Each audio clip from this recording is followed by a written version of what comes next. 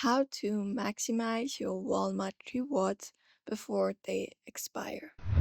To maximize your Walmart rewards before they expire, in today's video, we will be guiding you through the process. So basically, you can head over to the Walmart app to earn Walmart cash on qualifying ad items. So when you're in the store like this, either the physical store or even the online one, you can just go ahead and while having online purchases have higher reward rates. So don't neglect in-store purchases, especially for larger shopping trips, as they can accumulate points. So just go ahead and do so.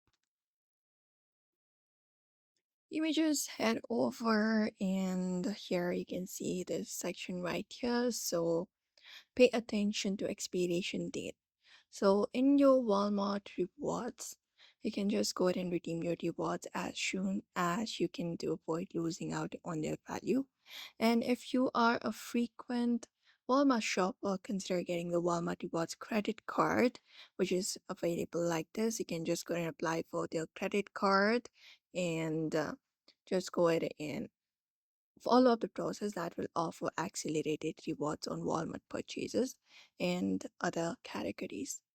And also stay informed about the limited time bonus offers and promotions by checking the Walmart app or even their email or notifications and the Walmart website.